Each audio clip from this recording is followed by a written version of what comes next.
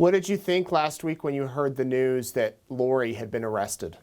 Initially I was shocked in a good way. There was definitely elation and a huge sigh of relief.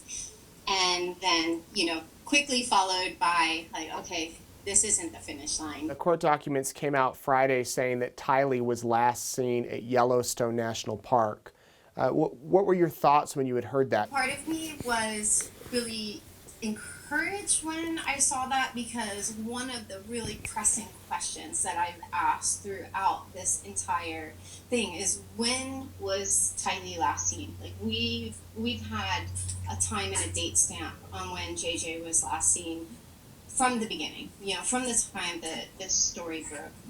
But no one has been able to say when Tylee was last seen. And so, like, I've asked that question over and over, and that's really been a pain point, just this sense of, like, she just slipped away unnoticed, so I was glad to have some kind of date stamp, but then it was at the same time clearly just disconcerting, just the thought of her being out at this national park with this cast of characters, and just wondering what they had on their minds. It's already been a worry that Rexburg is surrounded by miles upon miles of, forest and, lots of places to, potentially, hide someone. And so that, it was also kind of foreboding. What's kind of your hope from here for the legal system? I feel reasonably confident that law enforcement is working overtime to stack on more charges. There's little question in my mind that more charges will be coming. So I know that there's a lot of pressure on them to pull together a lot of the details of this case. I know with Melanie Boudreau, or I guess Pulaski now, coming forward and admitting to her role in the shooting of her ex-husband, that's one more player that hopefully they'll be able to, shake some fruit off of that tree. But yeah, I do feel confident that more will be coming. What was your relationship like with Lori before all of this came out? Up until 2018, we had a very amicable relationship. I definitely wanted to be a part of Tylee's life, and from the time I met Lori in 2002, she was delightful. She always came across as a loving, caring parent. I mean, downright doting. Her kids were excuse me, her kids were very well cared for, and so there really were very few red flags. Of course, any parent is going to have, some issues, myself included, but there were no, like, really significant red flags until 2018, when I went out there after my brother died. And then that was when, there were just some things that she had said that were alarming, that kind of went beyond the pale of, religious ideation she's talked about before. Like what? Do you remember what she said? Yeah, so she was much more fixated on the end times. I definitely don't remember her ever talking about the end times before that visit, because I think that would have been something that would have stood out to me.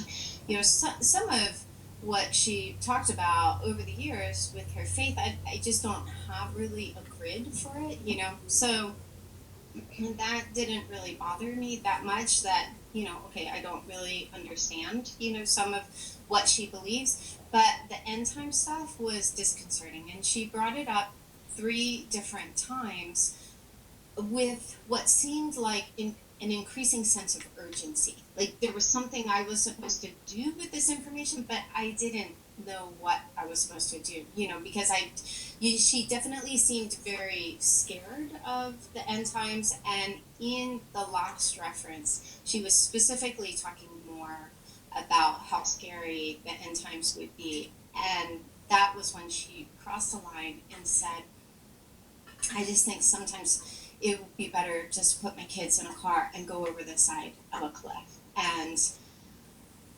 that was definitely very, very shocking. She saw that on my face and immediately walked it back, and I was like, oh, I'm just kidding, I would never do anything to my kids and stuff. But at that point, there were already, so many stressors in our relationship that just wasn't something that we could come back from, because that's not something any parent I know would ever kid about. And for those people who haven't been following this story, describe your relationship with Lori as far as marrying into the family and whatnot. So Lori married my brother, Joe Ryan, in 2002, and they flew me out to meet Lori, and she was pregnant with Tylee at the time, and they were madly in love. I had never seen my brother so happy, and he was like Inspector Gadget, was already stockpiling everything you can imagine a parent would need and things that a parent wouldn't need, and so they were both very excited. It was a really good visit, and then we had a joint family vacation almost a couple years later.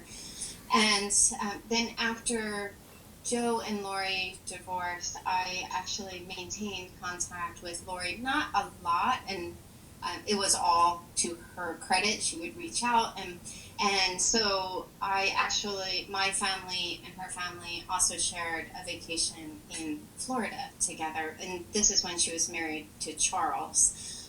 So that's how I also got to know Charles. But So our families definitely had a connection, and we wanted to be able to stay connected to Tylee. How old was your brother when he died, Annie? Joe was 59 when he died. I think he died of a heart attack, from what we understand. Have you gone back to think that maybe that wasn't the case? Absolutely. I mean, I really just go back and forth on that one, because on the one hand, it is feasible that he could have died of a heart attack, because heart disease does run in our family. So I want to be fair that is a possibility. At the same time, I had questions about the autopsy. So reading through the autopsy, I was kind of surprised by some of the facts that the autopsy got wrong. Like, they had his height wrong, they had his build wrong. Like, he was classified as heavyset, and Joe was actually very physically fit, so he definitely wasn't overweight. But then it also was a little off-putting that the term heavyset was used, because that's not a medical term, and in fact it's kind of like an outdated boomer term, like dungarees or pocketbooks. So that also just was really curious to me. So I didn't find out until much later, till all of this happened, that I thought all autopsies were performed by doctors, and so I found out that that's not necessarily the case. So I do wonder if the autopsy potentially got that wrong. He did have heart medication on his nightstand, and he was pretty significantly, and he was in a state of decomposition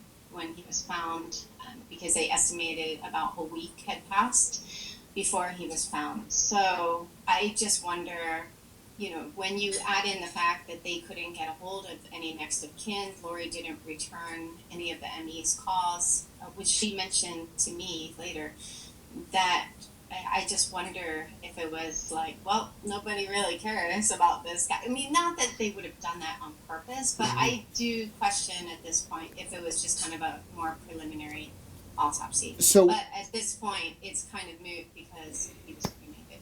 And they were divorced when he died? Yes. So they that were divorced, and it was a very contentious divorce. it was. Do you know? Did she get any of his life insurance money? Boy, that is a big question. There's no question in my mind Joe absolutely would have had a life insurance policy, and there's also no question she would not have been the beneficiary. So one of my concerns, given the timing of the disappearance of the kids, and again, this is just, as I'm trying to make sense of it all, I do wonder if maybe he had it in a trust for Tylee that matured when she turned 17, because JJ was last seen the day before Tylee's 17th birthday. I have no idea, but yeah.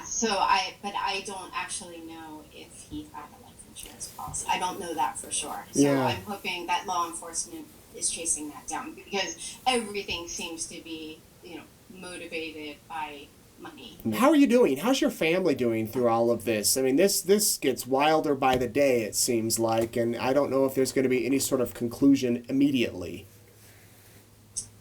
Yeah. I.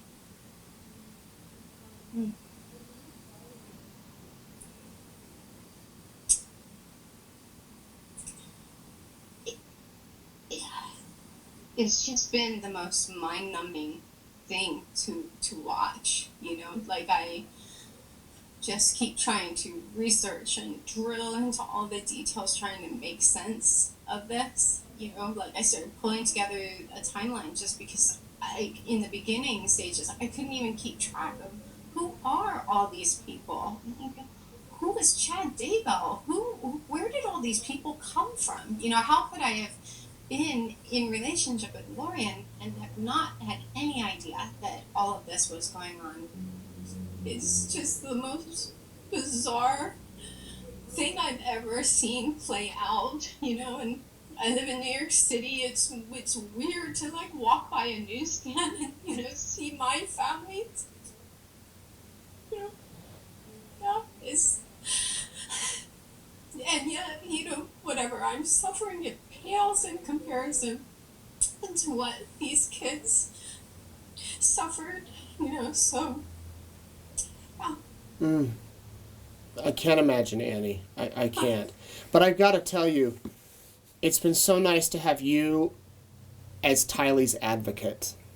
It seems, I don't know if anyone else in your family has spoken out publicly, but it seems you're kind of leading the charge for her. And Kay and Larry are leading the cause for JJ.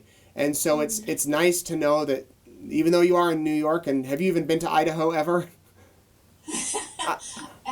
Yes, once. Okay, but so here you are doing so much good for her.